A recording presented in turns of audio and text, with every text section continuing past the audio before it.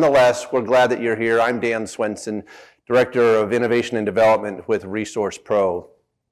Now, it's easier for me to say that now, whereas a year and a half ago it maybe wasn't, because I was saying with Lowry and Associates. Lowry and Associates was acquired by ReSource Pro about a year and a half ago, and we're thrilled to be a part of it. This is Summit number 2 for me. I know there's someone else in here that has been here for the second time, and happy to be here. Today, we're going to be talking about something that I call the silent crisis. It's an area where we have found that on average more than $30 billion of revenue can be lost a year. And I was going to pull out the pinky and say $1 billion, but nonetheless, we want to talk through that. Silent crisis is kind of a fancier word. I'm not really one to be fancy, so. As on the title, and perhaps the reason why you came is we're talking about premium leakage.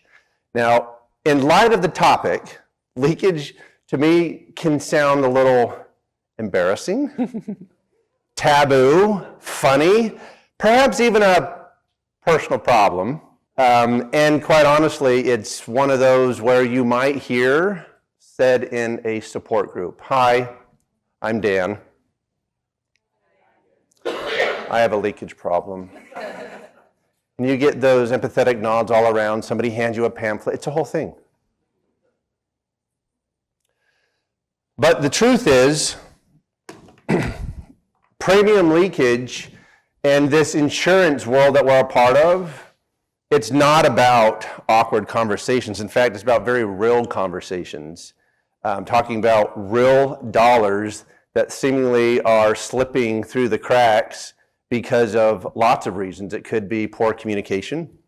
It could be perfectly normal processes that we think are in place. Perhaps, as I mentioned, communication or untimed handoffs. But because it's so important, we wanted to talk about it today. And joining with me is Mike Warner. Now, Mike is no stranger to the insurance industry. He has been in this industry for about 30 years. Started off at Overland Solutions as an auditor, then a supervisor, got into management, and even started his own auditing company.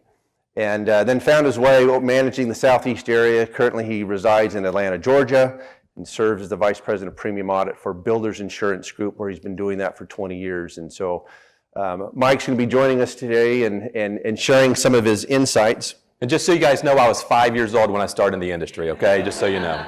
Yeah, we talked a little bit about your age. We talked a little bit about your age last night and how youthful you look. Thanks, Dan. Lou, welcome. It's nice for you to join us today. No, it's great. No, we're glad. Like you said, this is going to be a great topic, and our goal today is to be practical and professional, but toe the line a little bit with some maybe an uncomfortable topic. Again, we're talking about leakage. I don't know if there's any way to make that word a little sound more polite and really lightly. It's like leakage, and if you are willing to be a little vulnerable with yourselves, you might discover where your leaks are, and the cool thing is it can be solved, and we're going to talk about that today. We want to be able to address why it happens, where it happens, and quite frankly, what you can do about it. So, deep breath. Let's talk leakage. How's that intro? I like it. I love it. So to level set for a little bit, Mike, you go into, well, we can talk about last night. We're at a restaurant, or some of you might have been at a restaurant, and you hear the word leakage. Now, you could easily define leakage as X, but realizing that leakage, or at least the definition of it, will vary depending on what department you're in or what area or sector of the insurance industry. To you, what is premium leakage? Why does the definition matter? Well, leakage, as Dan mentions, happens across the board. It's not limited to one particular department. It's all the way. It's basically, you write a policy, you expect to get X premium for it, That's what underwriters do, right? But what happens is there's unintended consequences where you don't get the proper premium for that policy, and that's where leakage comes in. It's kind of interesting. Dan and I started this about a month or so ago, a month and a half ago. I'm like, oh my God, I've been involved in this for so long, 30 years. It's 32 actually, but thanks for helping. Yep. But it's one of those things where once you realize that there is an issue, it's like on your mind all the time. So we want to make sure that we get the proper premium for our policy. We don't want more, we don't want less, we just want that proper premium so that we can be profitable, right? And so when we have leakage, and I hope today you'll understand how big of a problem this really is and that you can focus it in your mind as you're going through your daily activities and your jobs. So that's a great definition. Again, that's Mike's definition. But again, we can't come up with what leakage is if we're not willing to name it. That was his definition. This is a generic definition that kind of covers everything, and a lot of which Mike talked about here. And so as we go throughout today and discuss some of these things, we want to keep this at a general area so that we're all talking about, in essence, the same thing. Now, I don't know, 2 or 3 months ago, I was part of a research project, big white paper with ReSource Pro, where we addressed the topic of premium leakage. And through our studies, we found that 14% of premium leakage happens where, if you think about it, $140 million of leakage per $1 billion written. And that's a significant number. And what concerns me, Mike, is, you hear millions and billions nowadays, but I guess the question is, what's the real impact that this leakage has when we're talking numbers like that? Well, it's something you can't quantify. We try to do, you hear experts talk about 140 billion. It might be, way more than that. Who knows? But I know that in my daily activities with the department that I run, it's there. And as much as you try to stop it, you're going to do it. You just try to mitigate it as much as you can. So as part of the white paper, I had a chance to meet with Rosemary Brevetti from Merchants. This is her quote. It is an unknown number. Now, we know the words premium leakage, and perhaps you all have, we talked about the definition. Does premium leakage happen in one sector? I kind of wish, but no, it's rampant across the board. Claims. I don't want to get ahead of myself because I think I just about did. But yeah, no, the answer to the question is no, it's everywhere. When was the first time you picked up on this word or this idea, and within the various organizations that you've been a part of?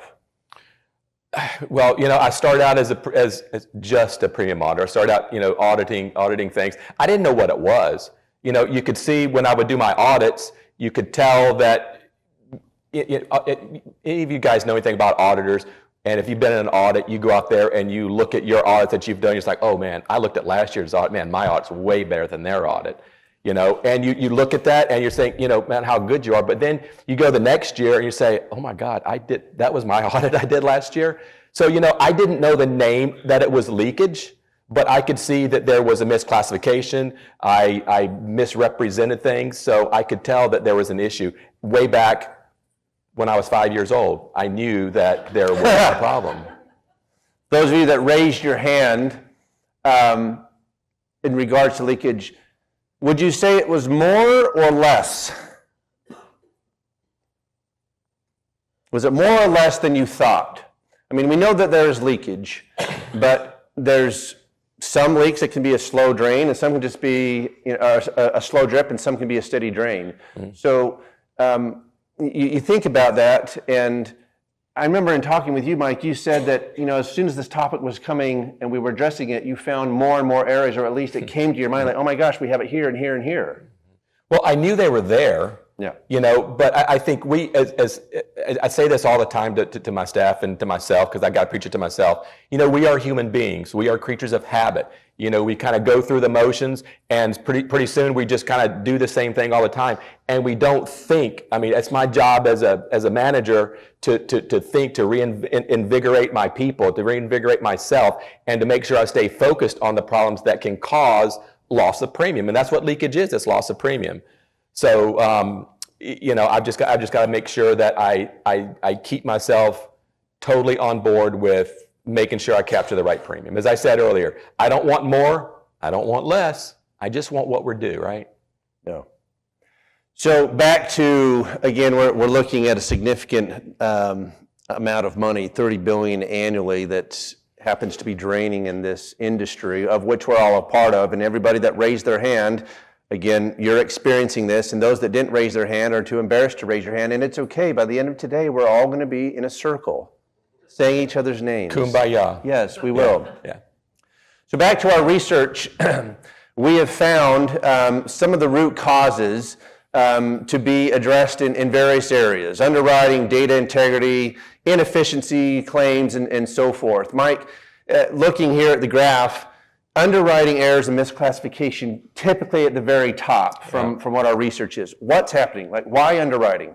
Where do I start? At the very beginning. Okay, at the very beginning. Well, underwriting is, they come out there, agents present a policy to the underwriter. The underwriter has a little bit of knowledge on what's going on. So the underwriter writes the policy with the expected premium, and they just don't know where it is, where all that premium should lie, but they do the best they can. So it starts with the underwriting process, right? That's kind of like number one. You bring in the policy into the organization, so that's where it starts. So I think the starting point is probably the most volatile point.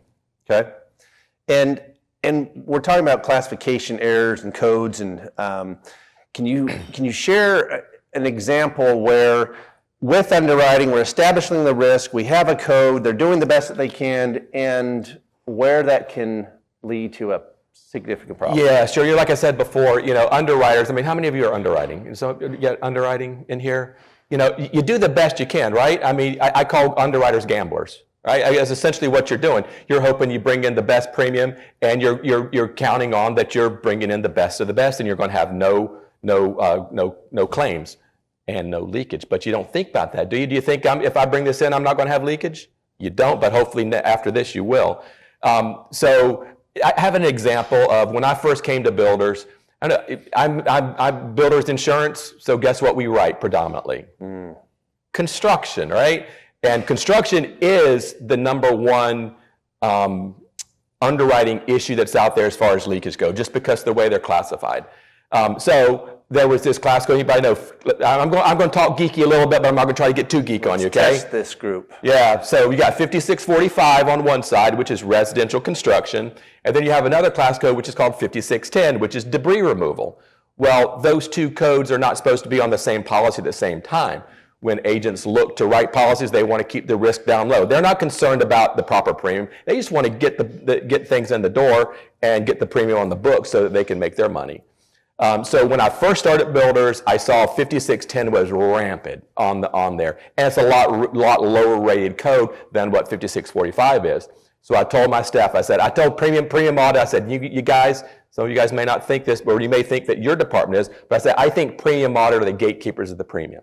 I really believe that, because when it comes in, we have to make sure that it's classified correctly. We got to make sure that the proper codes are on there. So 5610 is one of those codes that shouldn't be on there. I got with the VP of underwriting at the time. I'm like, we need to get this off there. But it's kind of I say we're in a marathon. We're not in a sprint. So over time, it took me probably about 12 years. But now when policies come in with 5645, when the construction, that's home building is what 5645 is. Residential home building, residential remodeling. Guess what class code I do not see on those policies anymore? 5610, exactly. Yeah, it's interesting how digits, and we're talking work comp codes that are 4 or 5-digit codes with general liability, and those things make a difference. Again, whether it's not so much a fat finger, but it can be how they're trying to establish the risk. The underwriters are doing the best that they can. But they also, what were the two things that the gentleman said last night as far as business, try to get clients and how to keep clients? And that's what made me think of this is underwriters, they're trying to do the best they can, but the issues that can cause, or that can come of it and leading to leakage. After underwriting, and this was in no particular order, but claims, claims is kind of a next issue as it pertains to, claims and fraud. I want to go into fraud next. The pie chart shows fraud. How much premium leakage do you think comes from intentional fraud versus, fraud's fraud, but intentional fraud versus, say, soft fraud? Well, I think there's probably, again, there's no way to quantify that, right? But I want to believe in my heart of hearts that people are honest. Most people are honest, right? I really believe that. So I think it's more unintentional than intentional. It's there. Intentional is there. Trust me, there is. So I got a good example of that. Say it. Well, there we go. All right, so this is a recent example of a case that actually came across my desk about 2 months ago, where we wrote a policy, and the policy was estimated, if you see the first line there, it was estimated at $40,000, one employee for $40,000. When you think about exposures are on there, estimate exposures based on employees' salaries. Well, how many people do you know, $40,000 these days really isn't a lot, it's there, but it's not a ton. So if you look through there, one employee, exposures of $40,000, let's say a conservative estimate at $10 a rate for that particular class code, and so it's a $400 premium. Well, guess what happened? So there was a claim occurred, and we couldn't find this person on payroll. So what ended up happening, we talked to them, we found that there was a mother, there was a daughter. Mother had the one company that was estimated at this. Well, daughter had another company that was not insured. It was not a named insured on our policy. When we dug into a little bit more, look at the second line. There was it was 100 employees, minimum 100 employees. Extrapolate that, $4 million in exposure. Premium, $40,000. Look at manual premium, $40,000, or $40,000 per person. Look at the final premium of the one would come in at $2,400. The second one, if that was added properly, and guess where the claim occurred in which company? You got it, the one that had the 100 employees, $240,000, and these are just rough numbers, right? Just rough numbers. Look at the leakage on that. $237,600. That's one policy. Now, this is, we hope, unusual, but this is leakage. This is what we're talking about. You write the policy expecting one employee, low risk, right? Not much going on, and then you see 100 employees. Underwriters, is there a difference if you're writing a policy with one employee versus 100? Absolutely, right? So this is just one example that's really, I think, critical to our topic today. No, I think that's great, and hopefully as you are hearing him be vulnerable here, at least in his organization, you all might have some of your own that you can come up with and think, oh, shoot, yes, there is some leakage too. Now, we're talking about fraud here. Some of the other areas, Mike, that you might want to touch on in terms of fraud, companies that are paying employees with cash. What? Yeah, I'm sure we're collecting that. Yeah. So, any of you guys have construction done on your homes, remodeling or anything like that? I'm sure most of us have. Well, with me being in the premium audit business, I had in a townhome I used to live in, we had a bathroom, had a leak, so we had to bring people in. Well, the guy, do you have workers' comp insurance? Yes, I do. He comes in. Well, he uses this one particular person in there, and he pays him cash. Well, and thinking in my head, you know what happened? Because he wanted his money before he left. So the insured said, okay, you know what? We'll go outside and I'll take care of you. You think premium was reported for that individual? I guarantee you the answer would be exactly. So they're paid in cash all the time. It's just one of those things. Is that premium leakage? Yes. Is it unintentional or is it intentional? Do you think that the guy was thinking, I'm trying to avoid premium? Yeah, maybe not. I'll give him a break. He wasn't doing it intentionally. It's leakage, and we need to do everything we can to stop that. I've heard a thing called ghost policies. Ghost policy, yeah, where you're talking about no employees except for maybe the owner or the president. Certificates of insurance, subcontractors, 100% subcontractors. Is there exposure there? You know, I've got this thing in my area I've called, does the audit make sense? You know, I guess really in our lives, do things make sense? We have to ask ourselves those questions all the time. You know, now, is it possible to have 100% insured subcontractors? Absolutely, it is. But you've got to be aware that that doesn't necessarily exist. Yeah, no, that's good. So moving on to another topic here, claims. Claims is another reason. We talked about underwriting, we talked about fraud, claims. Now, having worked at the carrier for 20 years, what's the impact that claims has with our leakage? So, claims, I have the unique or the unique position where I work for a company that we're very communicative, right? We talk a lot among the departments.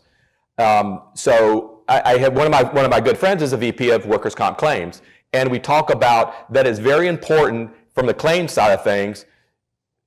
Claims sets up different relationships or different contracts with medical institutions and different people that process it. So when you file a claim, or when a claim occurs, what's the claimant supposed to do and the insured supposed to do? The first thing it's supposed to do when that claim happens?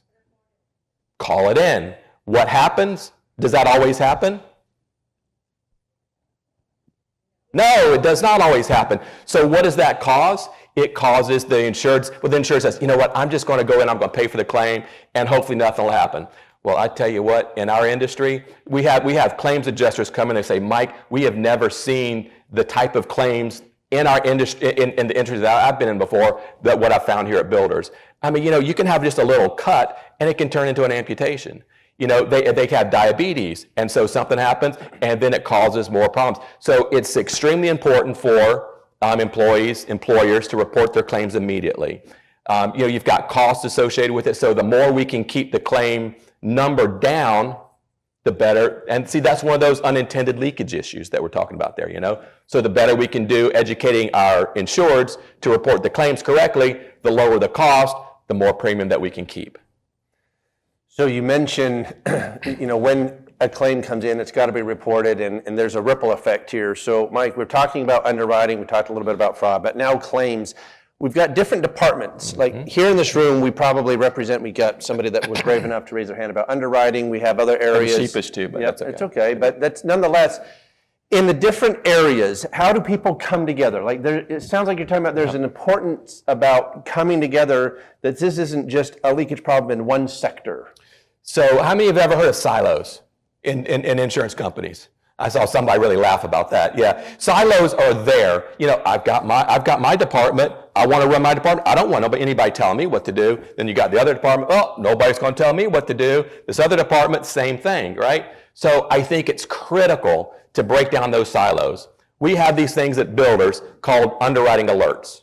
An underwriting alert comes from the claims department, and it comes to the heads of claims, underwriting, and there's a couple people in underwriting, and it comes to, of course, the claims people as well. And whenever a claim is reported incorrectly, like let's say over 30 days, they paid employees in cash, they're just different types of things, we get that. So what we can do with that is we can look and we can say, we look at the audit from last year, underwriting will look at how they wrote the policy, and they will say, oh geez, did I intend on this happening?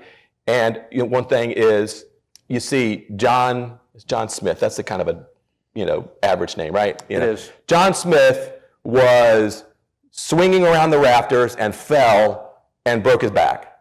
I know that's kind of morbid, I'm sorry, I should have choose another one. But when you look at the audit, he was classified as an executive supervisor. An executive supervisor, are they climbing up on rafters doing things? No, they are not. So what have you found out? You found out that the insured, that you've been auditing someone on a low-rated class code when actually they're at a very high-rated class code. So what do you have when you have that happen? Over the last however many years he's classified that, what do you have? Leakage. See, they like the word leakage. It's odd to say, but they're getting used to it. They are, I think so. It's just going to start rolling off their mouth. So we can get that so we can actually go back and look at, or we can set up from the audit side of things, we can say, okay, next time we go do the premium audit, we're going to look and see how this individual is classified, and we're going to reclassify them to the higher rated code. As we wrap up the top, not the session, don't get too excited yet, we got time. As we wrap up the top 4 reasons for leakage, the other one has to do with training and knowledge here. So you've been in this industry a long time with your company. I know, I'm just, since you were 5. So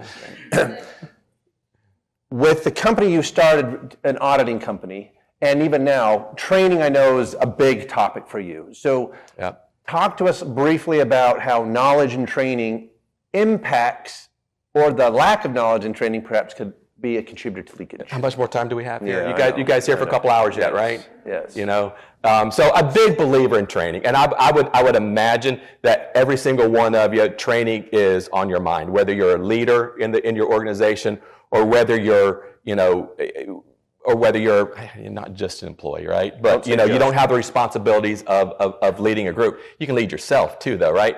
You've got to learn. The better knowledge the more knowledge you have, the better off you do. It's extremely important that you don't just let employees go. Myself, why am I here? I want to learn, right? I want to educate myself because I want to be a better manager. I mean, I've never gotten to the point where I'm too good for, and I have stopped learning. My dad always told me, says, Mike, the day you stop learning is the day you're dead. Again, sorry for the morbidity there, but it's true. You know, we need that in ourselves, and we need to educate our people. Rules change, rules, you know, come and go, class codes come and go. If your employees, your staff is not educated, guess what they're going to do? Remember I told you in the beginning where I thought I was a great auditor because the audit before me was not very good, and I'm like, okay, look how great I am. I got a good example, but I won't bore you with that one. But you know, I look at it so that you want the proper premium for your policy. Nothing more, nothing less. I'm not looking to screw people over on their policy. I don't want that. I just want the right amount. So classify them correctly, and if you don't educate your people, they're going to miss things. The better educated we are, the better job we do, the better we save the premium for the company. It's really, I guess, another thing that you could be thinking about is what type of education and training is happening in your organization. And it's not just to have it, but it's really to educate and to mentor, because this is a problem. Leakage is everywhere. But again, this isn't doomsday. There is a solution. It can be fixed. And even though knowledge and training is a cause, or the lack of it can be a cause of leakage, it can also be a solution that we'll get to. Yeah, and one thing, you know, how many of you think, and I've experienced this in my years in the audit industry, you train somebody, you get them up and going, and you're done, right? Educate, continually educate. I tell my people that sometimes they hate it. They come in my office, they ask me a question. Guess what happens when they come in, they ask me one question? I ask them 7. You know, because I'm like, okay, what about this? What about that? I'm always, in my thought process, always, well, what about this? Well, why did this happen? I'm a big believer in that big old word, why. Because if I don't know why, if I don't understand it, then I can't help you. You know, so ongoing, day after day after day, you've got to continue that, and you got to have that mindset that you don't want to just tell people the answer. You want to educate them about the answer and why it's better, or what the solution is, so that next time happens, guess what? They don't have to come to you and ask you about it. Yeah, investing in them. Absolutely. We spent time talking about problems, causes. Now, again, there are other causes that we have chosen not to talk about today, but I want to move to solutions. I want to find some treatment to your leakage. So, done some research, done some looking, and I found out in the industry there's a product. There's a product that can significantly help. Mike, when we're talking about solutions, in order to find a solution for leakage, you have to identify it first. Can you share an example where you first identified leakage? Maybe it was in plain sight. Yes, I can do that. Way back in the day, when I didn't know what premium leakage was, but I knew we had issues. I was a new auditor, wet behind the ears, didn't know a whole lot about the industry in general. I was in Winston-Salem, North Carolina. I know this is a long way from California. I went out to do an audit. They gave me, you know, back in the day, I'm sorry, but 30 years ago, the records that you receive now, way different than the records that you received a long time ago, right? Did you use carbon paper? No, I use an abacus and a chisel on stone. So just so you know, all right. But we had a checkbook. It's something you asked for this, you asked for this. It's fine. I got my checkbook. Great. Get the checkbook, go through the checks, write everything up. Well, guess what happens a little while later? And I was on the vendor side of things when I started out with. I was not on the carrier side of things. So something happened. I don't know, 6 months later, I don't remember the time frame. They say, hey, Mike, we need for you to go to court. I'm like, why? Well, that audit that you did, there was a claim happened. And we tried to find out if the guy was on the audit, and we couldn't find him. He was on a roof. So this, I was getting ready to get geek on you, and I won't do that. But he fell off a roof, supposedly had brain trauma and a neck issue, and we need to come and explain yourself to in court on your and justify your audit, defend your audit. I'm like, okay. So a lot of these problems, a lot of these issues do come up with claims, as kind of you've heard as a story. So side note again, going back, if you can develop a good relationship with the claims department, break down those silos, I guarantee that will help your business out a lot. I know it's difficult. I know it's, you like your thing and you want to do your thing. They like their thing, but that breaking down those silos, I'm telling you, that's a critical solution to it. So anyways, I got up, well, they had done investigations on it. Well, evidently, of course, the guy walks in, he's got a brace on, and they wheel him in a wheelchair. And they get up on the stand. And the claims had done investigation, like any good claims department would do, right? Do an investigation. Well, guess what they had pictures of him doing? Riding a mechanical bull. Well, so do you think he had brain trauma and a neck? Maybe he got the brain trauma and the neck injury from riding the bull, right? That's possible. So what we ended up happening was I had to go out and redo the audit. And you know what? There were 3 other checkbooks there that they didn't give me. If they had given me those 3 other checkbooks, guess what I would have found? I would have found the additional premium of that individual that's on it. I'm telling you, I was up there, I'm a new auditor, I've got a suit on, I'm sweating like crazy because the lawyers are peppering me with questions. 2 years maybe I'd been around the business? So anyways, I found out that the audits make sense? Well, at that point, I didn't know what made sense and what didn't. I'm just going out there doing the audit. Well, now if I'm going out there, I'm going to try to understand what makes sense. Goes back to the education thing too. So that's a real life example of the first time I really am like, holy crap, this stuff is out there. These people are trying to do everything they can to avoid premium. One of the main factors that we found as a solution is audit. Now, audit, you are obviously familiar with it. A little bit. Tell us a little bit how audit can fix a leak. So I told you earlier, audits, gatekeepers with premium, right? Underwriters, again, I love my underwriting department. I really do. All of them are great. I have great relationships with them. If we have an issue, I go talk to them, and we'll try to fix things. So premium audit, gatekeepers of premium, we go out there and we're eyes wide open. We want to make sure that the policy is properly classified and has the proper exposure, right? I say this, I think if you know a lot about premium audit, you said, premium audit is like the redheaded stepchildren.